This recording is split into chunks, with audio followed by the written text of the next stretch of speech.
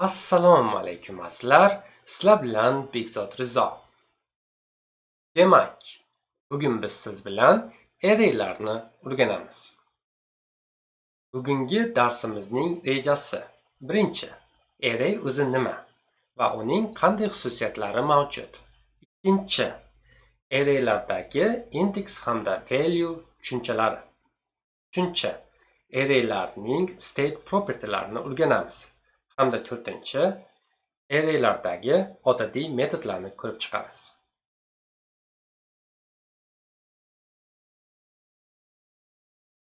Keling, birinchi navbatda CodePenga borib, yangi pen hosil qilamiz.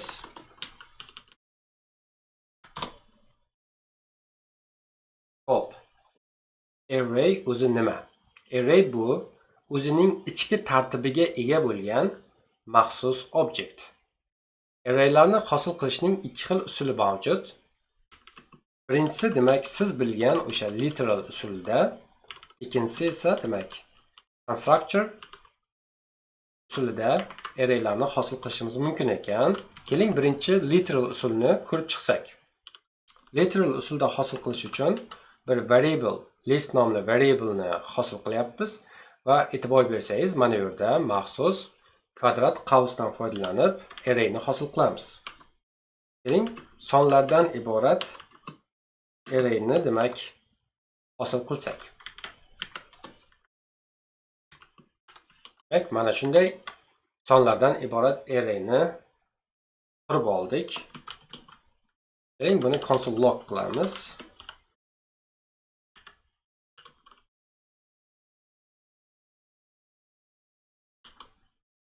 Va mana bu yerga e'tibor berib qarasangiz, bizni demak arrayimizni ko'rsatyapti.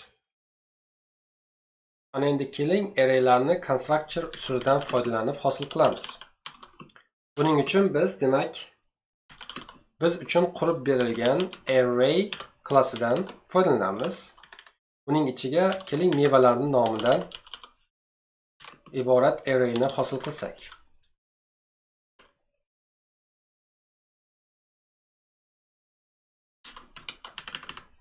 Va albatta buni demak log qilamiz.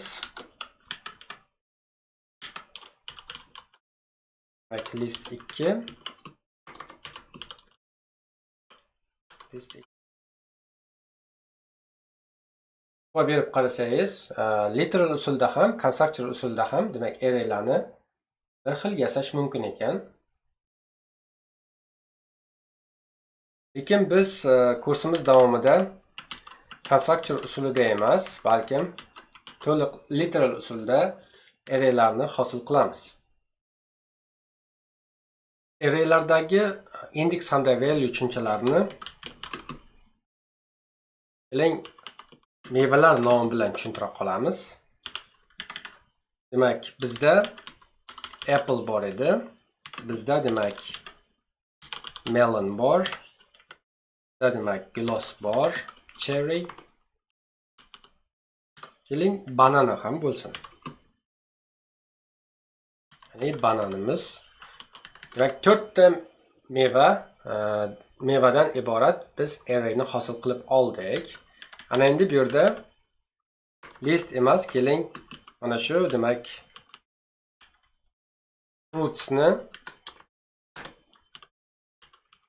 log qilib olamiz.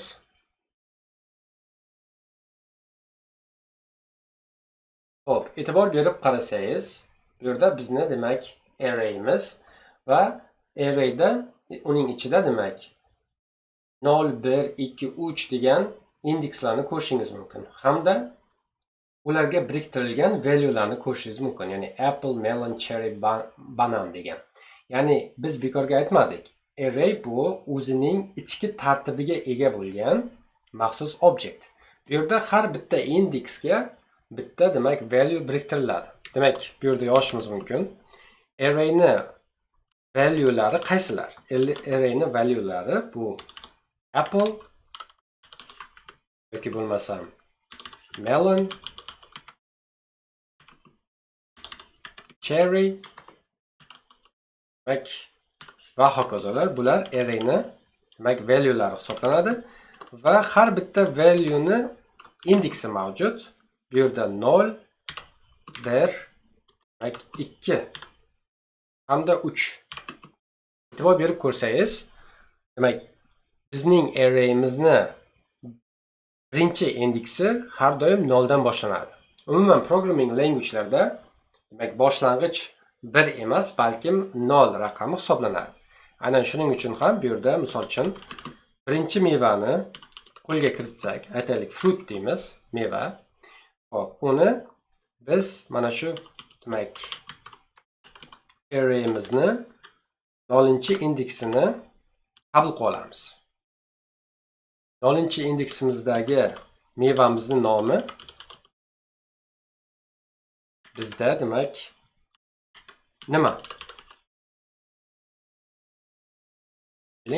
Tekshiramiz. Demak, fruit deymiz. Hamda demak print qilsak, demak birinchi value'miz apple bo'lganligi uchun u 0-indeksga to'g'ri keladi. Demak, array'imizning 0-indeksi apple. Array'imizning birinchi indeksi melon. Array'imizning ikkinchi indeksi gloss. Array'imizning uchinchi indeksi banan shaklda demak namoyon bo'ladi. Demak, bizni array'imiz doim 0-indeksdan boshlanadi va har bitta indeksga tegishli bo'lgan demak value'lar biriktiriladi. Xo'p, bu nega maxsus object? Chunki objektlarning o'zida demak ordering mavjud emas, ya'ni ichki tartib joylashuvi mavjud emas. Faqatgina bu xislat demak array'larga xos xususiyat hisoblanadi. Demak, shuning uchun ham biz aytdik, array bu o'zining ichki tartibiga ega bo'lgan maxsus objekt. Array'larni valuesi sifatida teorik qiymatlar ishlatilishi mumkin ekan. Ya'ni e'tibor bersangiz, birinchi sonlardan iborat array'ni hosil qildik. Ikkinchisi esa stringlardan iborat array'ni hosil qildik. Aynan JavaScriptda xohlasangiz ham sonlardan, ham stringlardan iborat array'ni hosil qilishingiz mumkin bo'ladi. Misol uchun aytaylik, mana bu yerga harflarni ham joylashishingiz mumkin bo'ladi. Lekin bunday holat Java'da qila olmaysiz, chunki Java'da strict type hisoblanadi. Agar array hosil qilayotgan bo'lsangiz, yoki sonlardan iborat array yoki harflardan iborat arrayni hosil qilishingiz kerak bo'ladi. Har ikkalasi bitta arrayga joylashmaydi.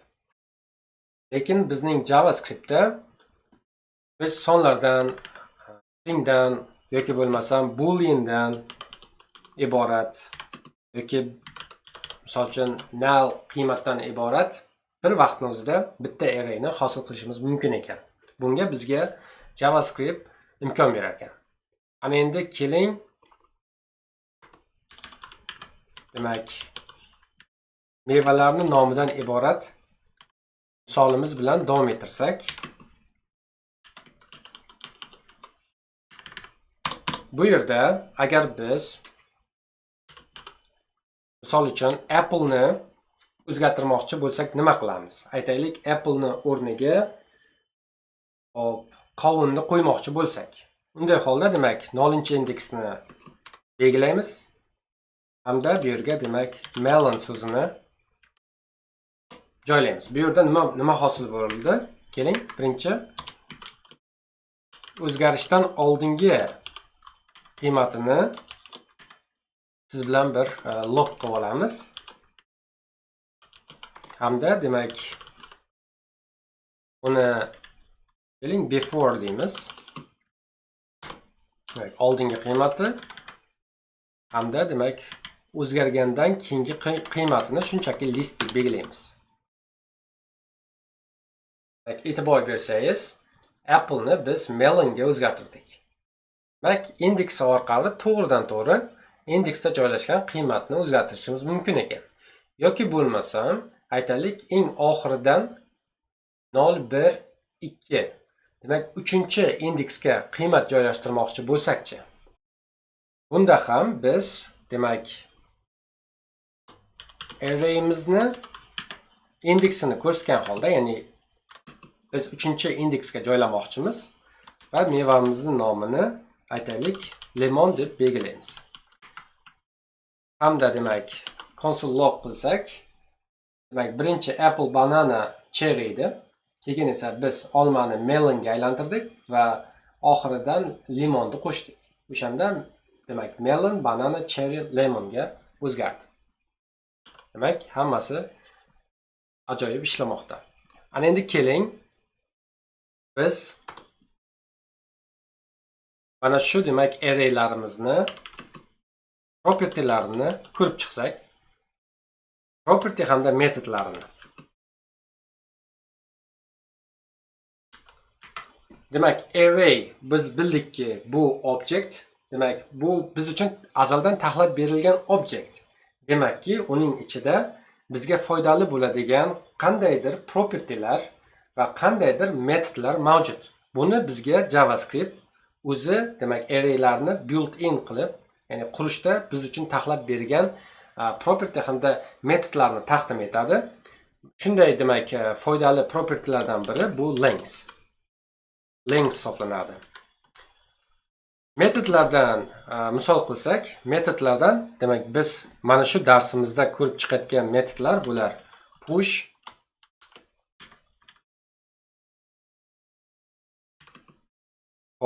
pop metodi, unshift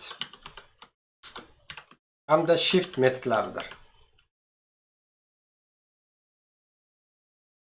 Bunday metodlardan talaygina keling shuni satrlarga tushirib yozamiz. Demak biz push, pop, unshift hamda shiftni o'rganamiz. Undan ham tashqari biz demak sort metodlarini, reverse metodini, demak includes hamda index of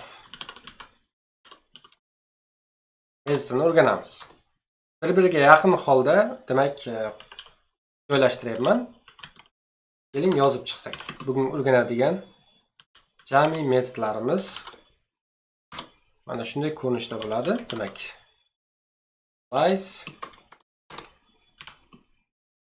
splice hamda demak concat metodlar. Ko'rib turibsizki, bu juda ham demak metodlari ko'p ekan. Aynan biz yozgan metodlar bular regular metodlari hisoblanadi. Keling birinchi mana shu state propertylardan boshlasak. Demak biz bildikki, arraylar bu biz uchun azaldan taxlab berilgan obyektdir va uni demak biz uchun foydali state propertylari mavjud. O'shalardan biri demak length hisoblanadi. Misol uchun list arrayimizni propertysini qaraymiz. Bu demak property bo'lganligi uchun shunday qilib hech qanday qavs qo'yishimiz shart emas, chunki metod emas bu. Ana endi bu yerda keling console log qilamiz. Bu bizni arrayimizni demak hajmi, ya'ni size'ini topishda yordamga keladi. Mana ko'rishingiz mumkin. Demak bizni arrayimizni size'i 3 ga teng, chunki bizni arrayda faqatgina demak 3 ta mevani ismi mavjud.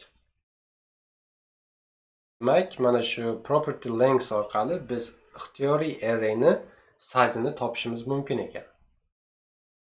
Keling endi keyingi bo'limga o'tamiz, ya'ni arrayning biz uchun taxlab berilgan built-in metodlari.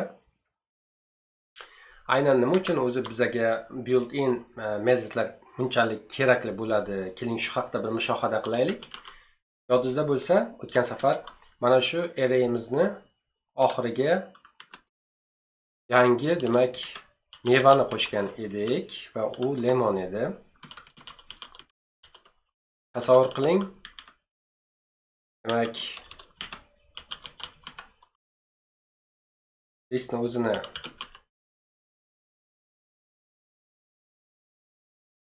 print qilsak, demak apple, banana, cherry va lemon. Endi tasavvur qiling, biz insonmiz, biz adashishimiz mumkin. 3 emas 4 ni yanglishgan holda qo'yib qo'ysak, bizga demak mana bunday qilib, demak mana shu 3-indeksdagi demak value ni empty shaklda qoldirib ketadi. Va buning natijasida bizning demak source'imizda turli xil buglar paydo bo'lishi mumkin. Shuning uchun biz doim misol uchun oxirga qo'shayotgan bo'lsak, oxirdagi indeksni demak aniq bilishimiz kerak bo'ladi. Buni property length orqali qilsak ham bo'ladi. Misol uchun biz bildik endi demak listga length qilamiz. Length orqali demak bu size'ni aniqlab beryapti. Va demak biz xohlagan natijani chiqarish mumkin. Ya'ni length bu yerda indeks 0 dan boshlanganligi evaziga length demak oxiriga to'g'ri keladi, lekin bu sintaksi juda ham noqulay. Bundan ham qulay usul bor, ya'ni demak arrayni uzunligini bilmasdan turib ham arrayning oxiriga demak biz istalgan demak value'mizni kiritishimiz mumkin. Buni qanday amalga oshiramiz? Uni biz demak push orqali amalga oshiramiz. Aynan pushning ichida biz arrayni oxiriga nima qo'shmoqchimiz? Lemonni qo'shmoqchimiz. Bu bizning demak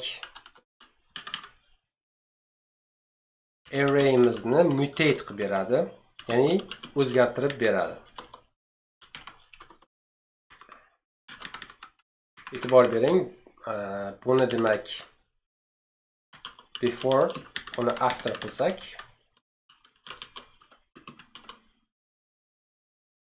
demak bitta obnovlение beramiz. Bu yerda e'tibor bersangiz before, ya'ni ilgari apple, banana, cherry edi va keyingi demak push qilganimizdan keyin esa bizga limonni oxirga qo'shib beryapti. Bu yerda hech qanday arrayni uzunligini ham bilishimiz kerak emas. To'g'ridan to'g'ri shunchaki push metodini ishlatamiz va natijani olamiz. Juda ham sodda va qulay. Ana endi aytaylik, uni demak oxiridan emas, balkim uni boshidan qo'shib berish bizga kerak bo'lsa, unda nima qilamiz? Bunday holda biz unshiftni ishlatamiz. Ya'ni bu yerda demak list deymizda unshift qilsak, endi uni demak boshidan qo'shib beradi. Boshidan keling melonni, qovunni boshidan qo'shamiz va demak buni yana bir log qilamiz. Obnovlение qilsak, demak bu before edi, apple, banana, cherry. Undan keyin biz demak oxiriga lemonni qo'shdik. Undan keyin esa demak 15-qator unshift qildik, ya'ni oxirdan emas, biz boshdan qo'shyapmiz. E'tibor bersangiz, mana melon boshga tushib qolgan demak valuelarni bir indeks unga suryapti. Juda ham qulay va osongina ishlatishingiz mumkin bo'lgan metodlar. Demak push oxiriga qo'shsa, unshift boshiga qo'shib beradi. Bu push hamda unshiftlar edi. Ana endi e'tibor bering. Buni demak o'chirib olamiz. Endi e'tibor bering. Bizga qo'shish emas, balkim arrayni oxirdagi demak value'ni olib bersin bizga. Bunday holda nima qilamiz? Bunday holda biz demak listni oxiriga pop metodini demak ishlatamiz va natijada bizga nimani olib beradi? Qo'yib bering. Oxirdagi value'ni demak kesib olib tashlaydi. Xo'p, agar bizga cherry'ni, ya'ni glossni qiymati kerak bo'lsa, marhamat, mana bu yerga. Xo'p, o'sha demak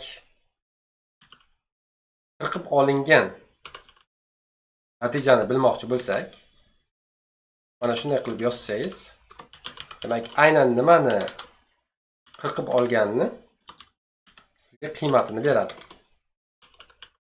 Ya'ni qaysi meva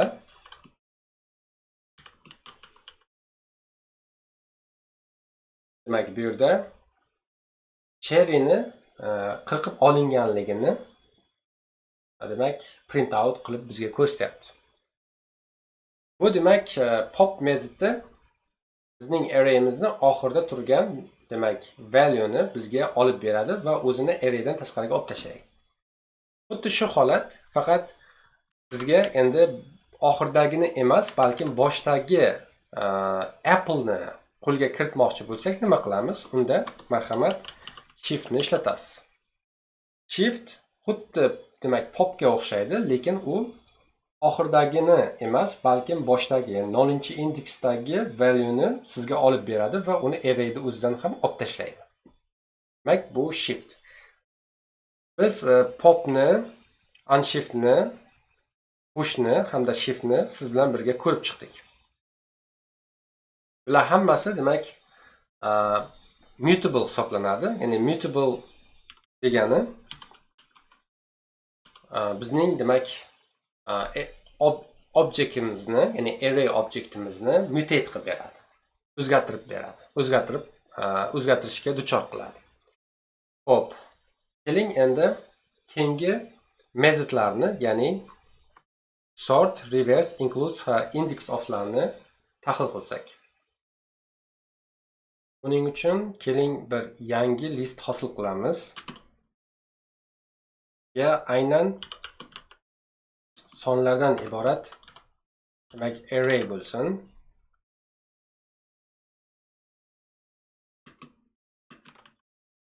Mana shu demak random raqamlarni tanlab olamiz. Ana endi mana shu list 2ga list 2mizda built-in bo'lgan sort metodini chaqiramiz. Va albatta biz demak console log qilishimiz kerak.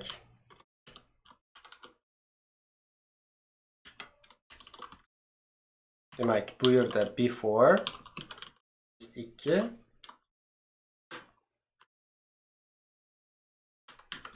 hamda demak afterni print qilamiz.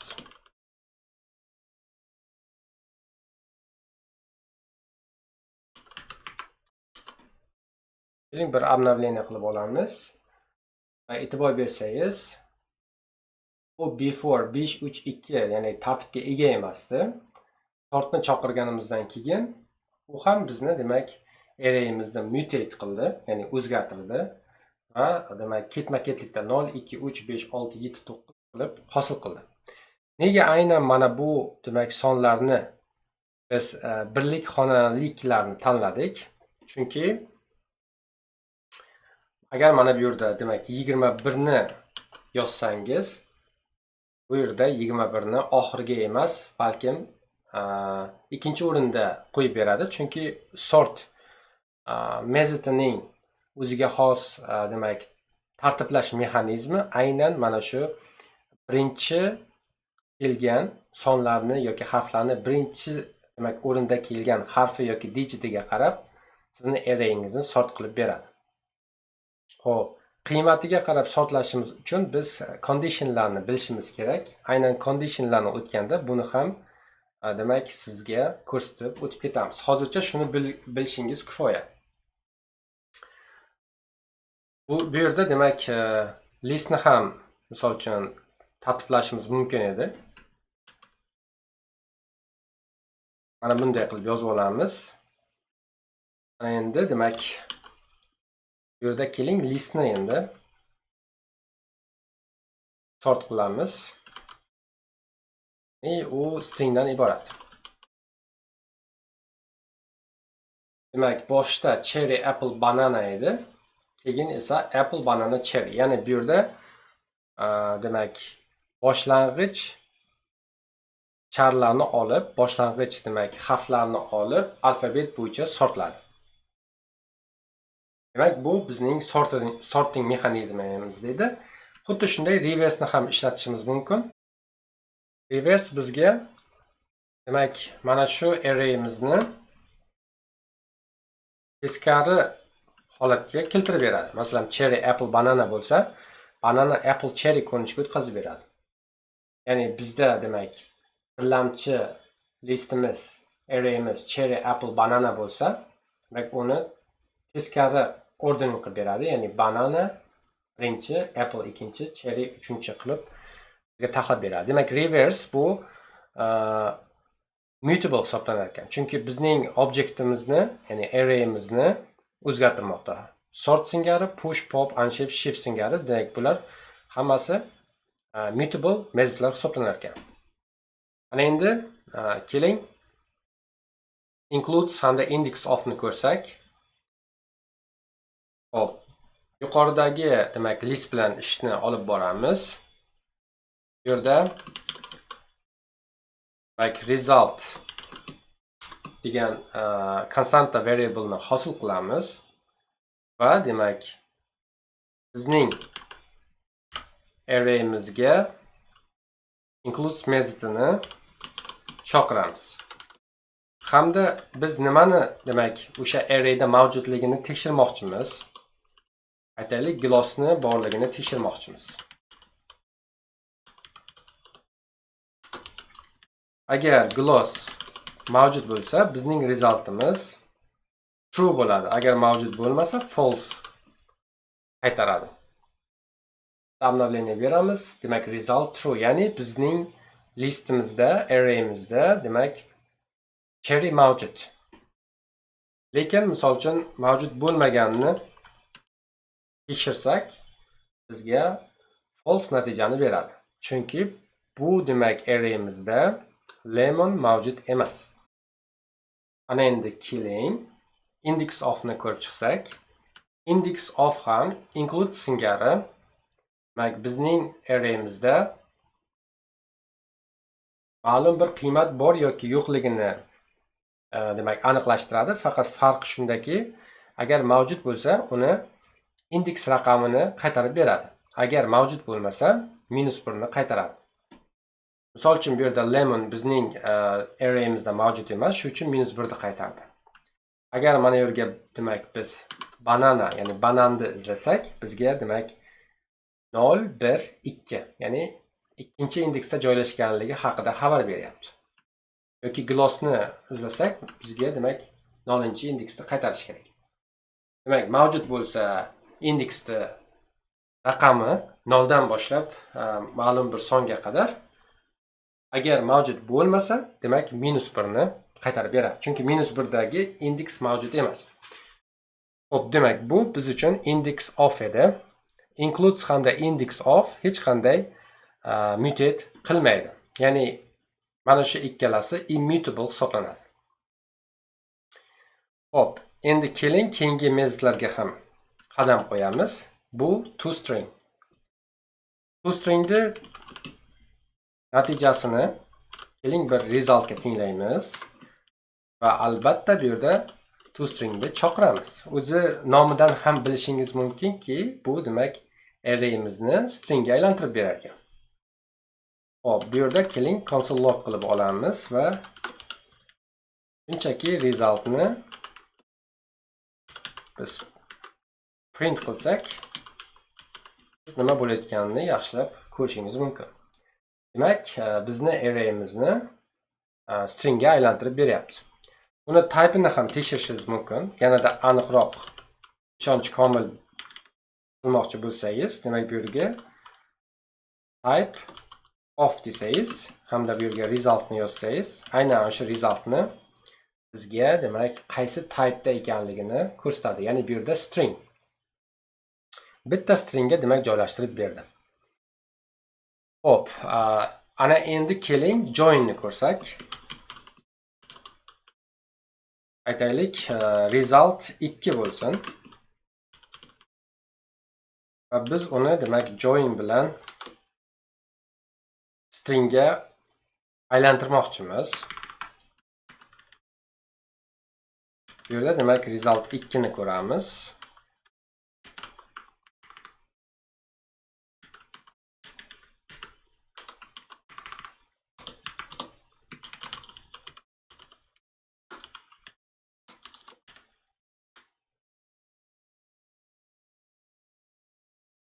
Bu yerga e'tibor bersangiz, deyarli bir xil demak funksiyani bajaryapti. toString ham, join ham deyarli bir xil natijani qaytaryapti. Lekin joinga siz qo'shimcha shartlar berishingiz mumkin. Aytaylik, bizda o'sha demak virgul kerak bo'lmasin, virgulni olib tashla degan mantiqlarni yozishingiz mumkin. Bunday holda toStringdan ko'ra sizga ko'proq imkoniyat beradi, ya'ni arrayni valuelari orasida hech qanday belgini demak qo'yib bermadi. Yoki bo'lmasam, agar bizga biron bir belgi kerak bo'lsa, aytaylik plus qo'yib ber desak, bizga demak mana shu valuelarni oralig'iga biz istalgan raqamimizni, simvolimizni yoki istalgan demak charimizni qo'yib berish mumkin ekan. Agar hech nima qo'ymasak, xuddi demak toString singari bir xil ishlayveradi. Demak bu toString hamda join ekan. toString ham, join ham albatta bizni arrayimizni demak mutate qilmayapti. Bular immutable hisoblanadi. Faqatgina e'tibor bersangiz, uni ishlatgandan keyin demak return bo'layotgan qiymat string ko'rinishida beriladi. Lekin zinhor va zinhor bizni arrayimizni mutate'ga tashlamayapti. Demak bu ham tushunarli bo'ldi degan umiddamiz. Ana endi keling slice, splice hamda concate'larni siz bilan ko'rib chiqsak. Slice metodi biz uchun demak bizning listimizdan, bizning demak berilgan arrayimizning ma'lum bir bo'lagini demak ajratib olish imkonini beradi. Misol uchun aytaylik 0-indeksdan 2-indeksga qadar. Buning ma'nosi demak matematikada mana bunday belgilar bor. Ya'ni 0-indeksini o'zi kiradi, oxirgi 2 demak indeksini o'zidan tashqari, ya'ni 10gacha bo'lgan qismini ajratib beradi. Bu ham immutable metod hisoblanadi. Ya'ni bizni listimizni o'zgarmaydi. Balkim buning natijasi bizga yangi bir arrayni hosil qilib beradi. New list dedik. Bering. Demak, cherry hamda apple'da oldi. Ikkinchi indeks banana bo'lganligi uchun ikkinchi indeksni o'zini olmadi. Ikkinchi indeks demak o'zi kirmas ekan. Xuddi shunday, misol uchun birinchi indeksdan ikkinchi indeksga qadar desak, bizga faqatgina demak apple nom beradi. Ya'ni uning o'zi birga to'g'ri keladi, apple va apple'ni o'zini olib beradi xolos.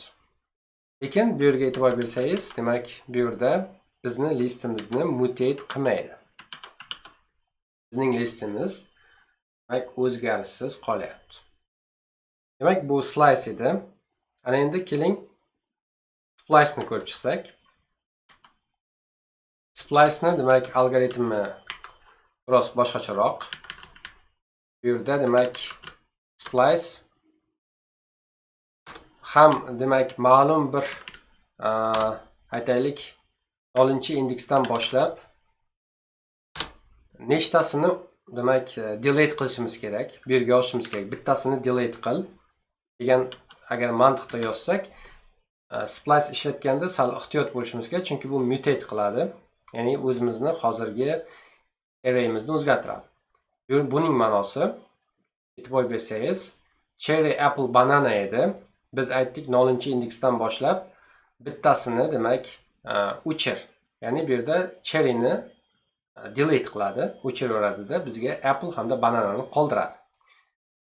Faqatgina misol uchun 0 emas, biz istalgan indeksni ko'rsatishimiz mumkin. Misol uchun endi bu safar apple'ni o'chirib beradi. Ya'ni cherry hamda bananani bizga saqlaydi. Birinchi indeksdagini demak bizga o'chirib beryapti. Xuddi shunday, misol uchun ikkitasini o'chirsa, bizga demak apple bananani o'chirib faqat cherryni hosil qilib beradi. Demak bu o'chirishlar soni ekan. Ana endi keling buni keyingi demak argumentlarni ham kiritsak, u demak o'chirilayotgan joyiga yangi qiymatlarni istalgancha qo'yib berish mumkin. Misol uchun aytaylik lemon. Hozir bu yerda apple'ni o'rniga lemonni qo'yib beradi. Ya'ni cherry apple'ni birinchi indeksdan boshlab bitta naqani o'chirdi, demak apple'ni o'chiradi va lemonni apple'ni o'rniga qo'yib beryapti. Biz faqatgina bitta demak qiymat emas, bir nechtasini qo'yishimiz mumkin istalgancha. Ya'ni bu yerga misol uchun melon desak, apple'ni o'chiradida o'rniga ikkita demak cherry, mana bu apple'ni o'chirdida apple'ni o'rniga lemon hamda melonni qo'yib, keyin bananani qo'yib bizga demak mutate qilgan array'imizni taqdim etdi. Xo'p, demak bu mutable demak method hisoblanar ekan. Umuman mutable methodlar qaysilar? Demak mana bu mutable'lar demak mana bu sort hamda reverse demak mutable hisoblanar ekan va demak bu yerdagi splice mutable hisoblanar ekan. Qolganlari esa immutable. Ya'ni bizning array'imizni o'zgartirmaydi. Ya'ni qaysilar? Mana bu. Hop. Demak slice ham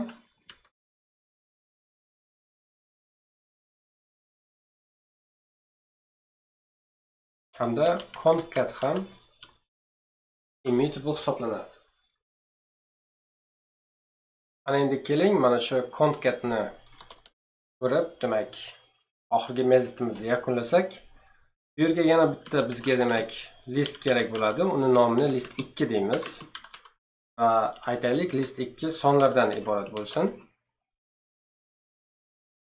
Va biz demak list ustida concatni chaqirib, unga demak list 2 ni bersak va buni natijasini agar biz yangi demak variable'ga saqlanayotgan bo'lsak, keling shuni new list deymiz. An'anaga ko'ra bizga mana shu demak ikkita array'dan hosil bo'lgan new listni log qilib bersin. Ya'ni e'tibor bersangiz, bizni birinchi array'imizga ketidan ikkinchi array'imizni ya'ni qo'shib berdi. Concat qilib berdi. Lekin bu o'rinda agar siz listni o'zini yoki list 2 ni tekshirsangiz, demak o'zgarishsiz qoladi. Ya'ni mutate qilmaydi. Shuning uchun ham bu immutable metodlar qatoriga qo'shib qo'ydik buni. Demak, xulosa qilsak bo'ladi. Bugun biz siz bilan array'larning o'zi nima va uning qanday xususiyati bor, hamda demak array'larni yasashni usullarini ko'rdik. Hamda array'larni demak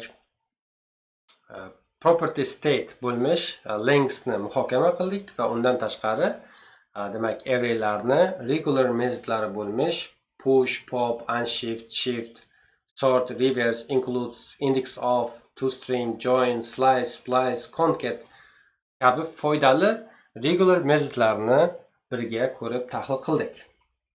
Keyingi darsimiz esa demak bizning array'larimizni